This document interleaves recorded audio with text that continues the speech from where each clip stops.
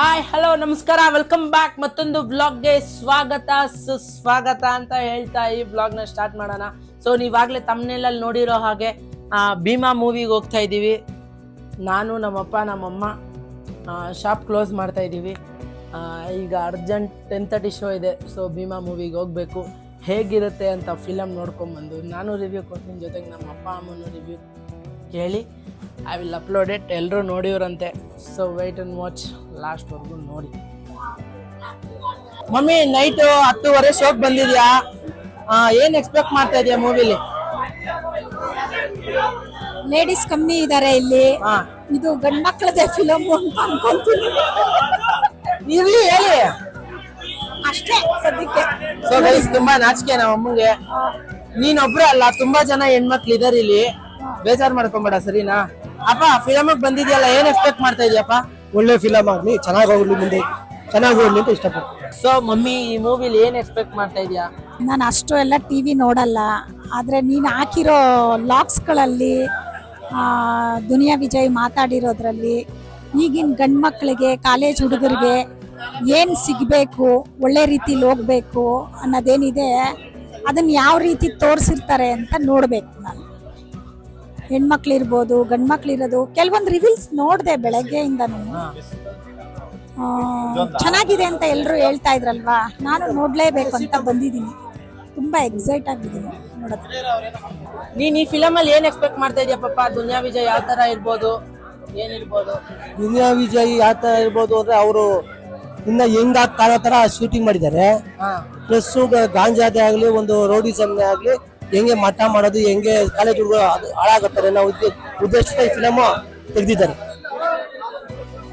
ಈ ಫಿಲಮ್ ನೋಡಕ್ ರೆಡಿ ಇದೀರಾ ಇಬ್ರು? ಹೌದು, ರೆಡಿ ಆಗಿದ್ದೀವಿ. ನೀನ್ ರೆಡಿ ಇದೆಯೇನಮ್ಮ? Yes, you are in curiosity. Then let us see the movie, right?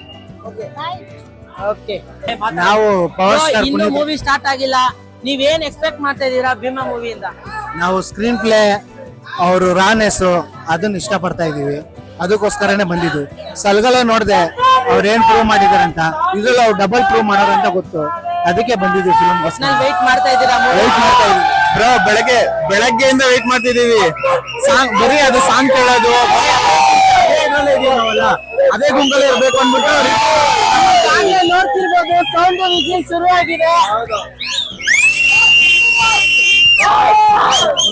ನಾವು actually power star Puneeth Rajkumar ಅಭಿಮಾನಿ. ನಾವೆಲ್ಲರೂ ಪವರ್ ಸ್ಟಾರ್ ಎಲ್ಲ ಹೀರೋಗೂ ಸಪೋರ್ಟ್ ಮಾಡ್ತೀವಿ. ಕನ್ನಡ ಬೆಳಿ. ನಾನು ಹೇಳ್ತೀನಿ, ನಾನು ದರ್ಶನ್ ಅಭಿಮಾನಿ ಆಗಿದ್ರು ಬಂದಿದ್ದೀನಿ. ಎಷ್ಟೊಂದ್ ಜನ ಹೇಳ್ತಿದ್ದಾರೆ ದರ್ಶನ್ ಫ್ಯಾನ್ಸ್ ಫಿಲಂ ನೋಡಲ್ಲ ಅಂತ. ನೋಡ್ತಾರೆ.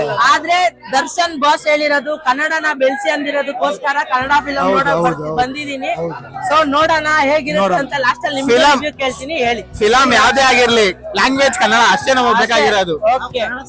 ಅಷ್ಟೇ. ಯಾವ್ದೇ ಬೇರೆ ಭಾಷೆ ಬಂದ್ರು ಆ ಭಾಷೆನ ಬಿಟ್ಟು ಕನ್ನಡದಲ್ಲಿ ಇದ್ರೆ ಮಾತ್ರ ಫಿಲಂ ನೋಡೋಣ. ನಮ್ ಅಪ್ಪು ಬಾಸ್ ಅವಾಗ ಹೇಳ್ಬಿಟ್ಟವ್ರೆ, ಸ್ಟಾರ್ ವಾರ್ ಎಲ್ಲ ಇಲ್ವೇ ಇಲ್ಲ, ಬರೀ ಲ್ಯಾಂಗ್ವೇಜ್ ಅಷ್ಟೇನೆ. Okay, thanks bro.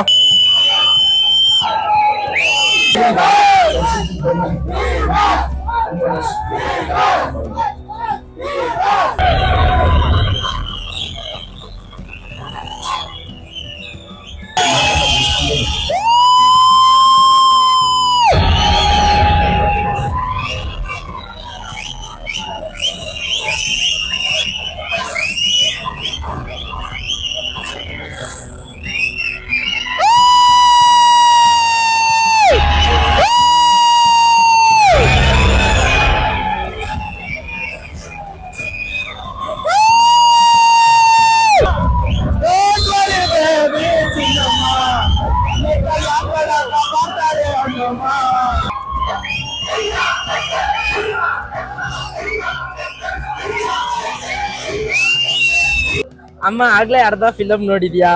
How was the feel? Super ಆಗಿದೆ. ಜಸ್ಟ್ ಒಂದೇ ಪದನಾ? ಜಸ್ಟ್ ಒಂದೇ ಪದ ಅಂತಲ್ಲ, ಒಂಥರ ಕಾಮಿಡಿ ಇದೆ. ಪೊಲೀಸ್ ಕ್ಯಾರೆಕ್ಟರ್ ಮಾಡಿದಾರಲ್ಲ ಲೇಡಿದು, ಆಕ್ಟಿಂಗ್ ಸೂಪರ್ ಆಗಿದೆ. ಸೊ ರಿವ್ಯೂ ಎಲ್ಲ ಪೂರ್ತಿ ಫಿಲಂ ನೋಡಿದ್ಮೇಲೆ ಕೊಡ್ತೀಯಾ? ಹೇಗಿತ್ತು ಫಿಲಮ್ ಏನು ಅಂತ? ಕೊಡ್ತೀನಿ. ನಗರದಲ್ಲಿ ಡಬಲ್ ಮರ್ಡರ್. ನಗರದ ಗೋಪಾಲ ಮತ್ತು ಅಲ್ಲು ಹತ್ಯೆ. ಆರೋಪಿಗಳಾದ ಸುಬ್ರಹ್ಮಣ್ಯ ಅಲಿಯಾಸ್ ಶುಂಠಿ ಮತ್ತು ಸಹಚರರನ್ನು ಪೊಲೀಸರು ಈ ಘಟನೆ ಮಗ ಸೂರ್ಯರವರಿಗೆ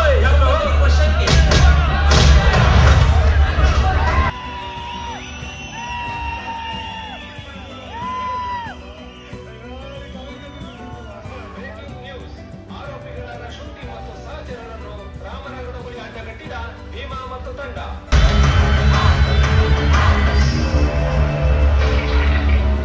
ಇಲ್ಲಿ ನಡೆದಿರೋ ಕೊಲೆಗಳಿಗಿಂತ ಇನ್ನೂ ಭಯಂಕರವಾಗಿ ಕೊಲೆ ಮಾಡಿರುವಂತ ಅಪರಾಧಿ ಇವತ್ತು ಜೈಲಿಂದ ಬಿಡುಗಡೆ ಆಗ್ತಿದ್ದಾನೆ. ಆಗಲೇ ನಾವು 3 ಜನ ಫಿಲಮ್ ನೋಡ್ಕೊಂಡು ಬಂದಿದ್ದೀವಿ. ಹತ್ತತ್ರ 1 ಕಾಲ್ ಆಗೋಗಿದೆ. ಗಂಟ್ಲೆಲ್ಲ ಹೋಗ್ಬಿಟ್ಟಿದೆ, ಕಿಚ್ಚಾಡಿ ವೈಟ್ ಸ್ವಲ್ಪ ಸಾಕಾಗಿತ್ತು. ಇವರೆಲ್ಲ ನಾಳೆ ರಿವ್ಯೂ ಹೇಳ್ತೀವಿ ಅದನ್ನೇ. ಇಬ್ರು ನಾಳೆ ರಿವ್ಯೂ ಹೇಳ್ತಾರೆ, ನೋಡಿ ವೆಯ್ಟ್ ಮಾಡಿ. ಅಮ್ಮ, how was the Bheema movie?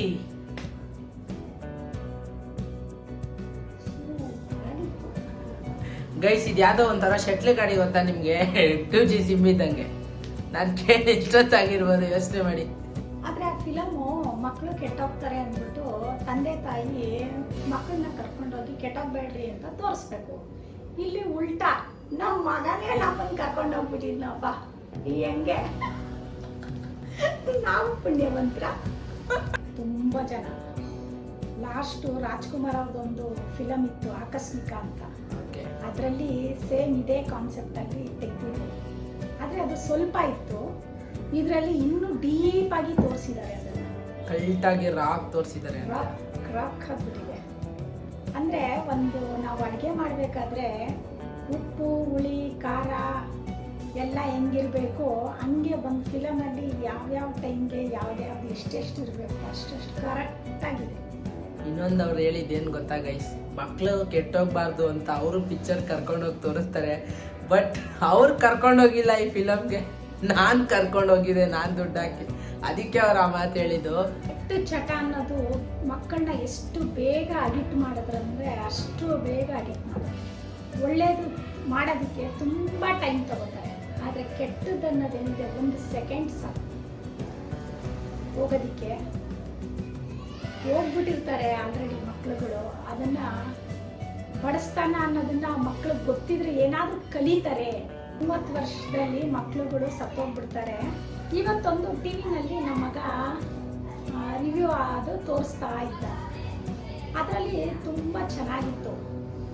ಅಂದರೆ ಎಲೆಕ್ಷನ್ದು ಕಾರ್ಪೊರೇಟರ್ಗಳು ಏನಿರ್ತಾರೆ ಅವರು ಏರಿಯಾದಲ್ಲಿ ಎಚ್ಚೆತ್ಕೋಬೇಕು.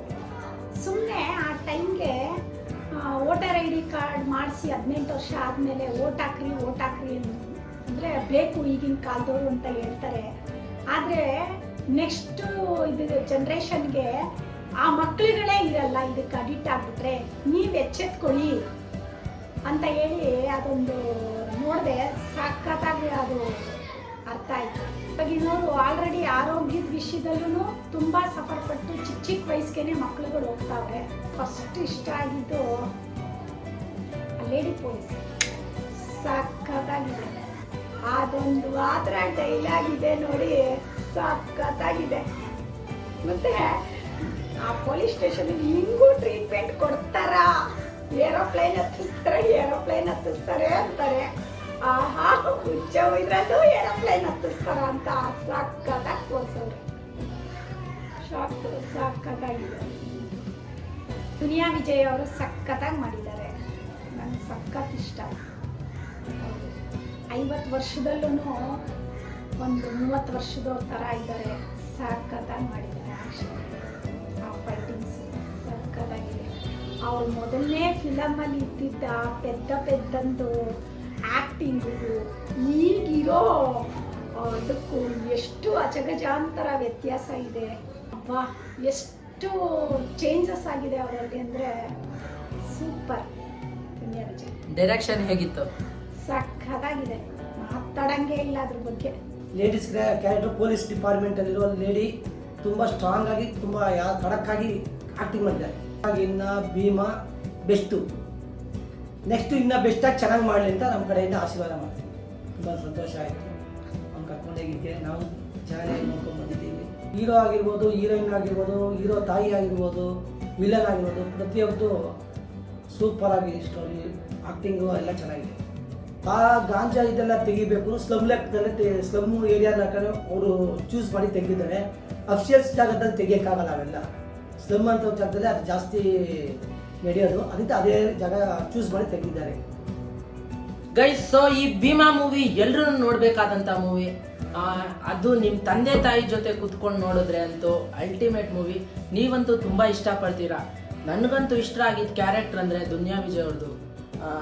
ದುನಿಯಾ ವಿಜಯ್ ಅವ್ರದ್ದು ಏನಂದರೆ ಅವರೊಬ್ಬರೇ ಅಲ್ಲ, ತುಂಬ ಜನ ಹೊಸ ಕಲಾವಿದ್ರನ್ನ ಹಾಕ್ಕೊಂಡು ನ್ಯಾಚುರಲ್ ಅಂದರೆ ತುಂಬ ನ್ಯಾಚುರಲ್ ಫಿಲಮ್ ಅನಿಸುತ್ತೆ.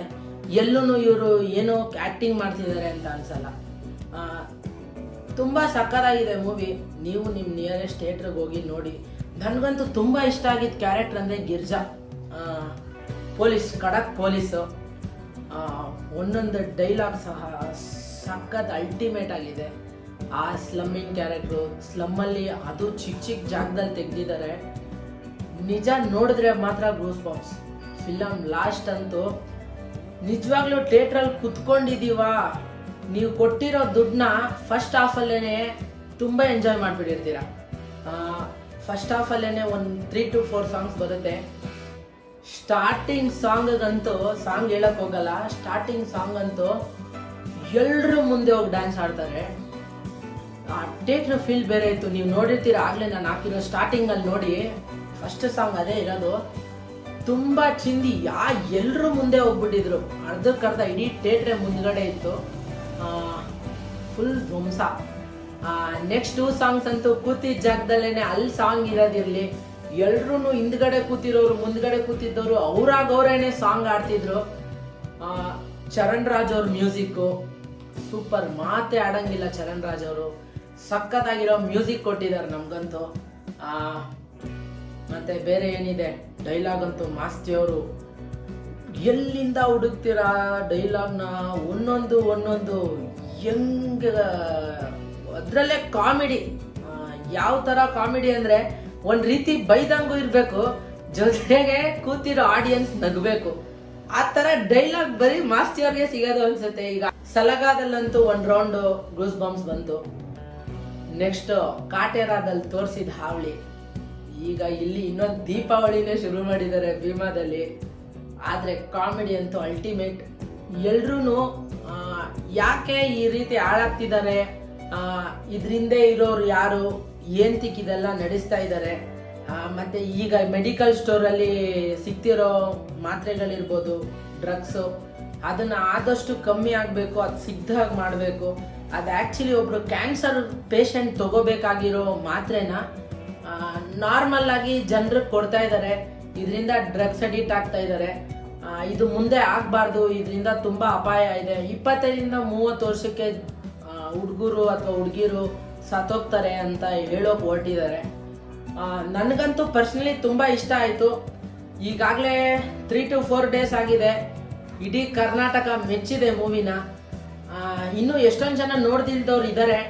ಆದರೂ ಸ್ವಲ್ಪ ಜನ ಹೇಳ್ತಿದ್ದಾರೆ ನನಗೆ ಇಷ್ಟ ಆಗಿಲ್ಲ ಅನ್ನೋರ್ಗೆ ಹೇಳೋದೊಂದೇ, ನೀವು ಕರೆಕ್ಟಾಗಿ ಮೂವಿನ ನೋಡಿಲ್ಲ.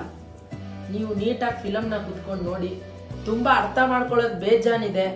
ನಿಮ್ಮ ಅಕ್ಕಪಕ್ಕದಲ್ಲೇ ನಿಮ್ಮ ಅಕ್ಕ ತಂಗಿದಿರಾಗಿರ್ಬೋದು, ಅಣ್ಣ ತಮ್ಮಂದಿರಾಗಿರ್ಬೋದು, ನಿಮ್ಮ ರಿಲೇಷನ್ಸು, ನಿಮ್ಮ ಮನೆ ಕಡೆ ನಿಮ್ಮ ರಿಲೇಷನ್ಸಲ್ಲೇ ಇರ್ತಾರೆ ತುಂಬ ಜನ.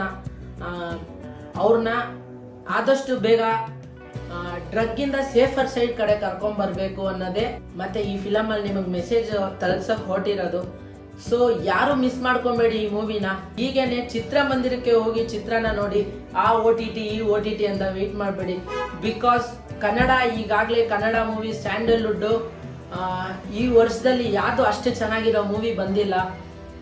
ಬಂದಿದ್ರು ಜನ ಹೋಗಿ ಥಿಯೇಟ್ರಲ್ಲಿ ನೋಡಿಲ್ಲ. ಸೊ ಈ ಮೂವಿನ ಗೆಲ್ಸೋದು ನಮ್ಮ ಕನ್ನಡಿಗರು, ಸ್ಯಾಂಡಲ್ವುಡ್ ಕೈಲಿದೆ. ಕನ್ನಡಿಗರು ಹೋಗಿ ನಮ್ಮ ಕನ್ನಡನ ಬೆಳೆಸಬೇಕು. ಸೊ ಇದ್ರ ಮುಂದೇನು ತುಂಬ ಮೂವಿಗಳು ಬರ್ತಾ ಇದ್ದಾವೆ. ಇಲ್ಲಿವರೆಗೂ ಒಂದು ಲೆಕ್ಕ, ಇಲ್ಲಿಂದ 2024 ಒಂದು ಲೆಕ್ಕ. So wait and watch. ಎಲ್ಲರೂ ಎಂಜಾಯ್ ಮಾಡಿ 2024ನ ಭೀಮಾ ಚಿತ್ರನ ಗೆಲ್ಲಿಸಿ ಕನ್ನಡ ಇಂಡಸ್ಟ್ರಿನ ಉಳಿಸಿ.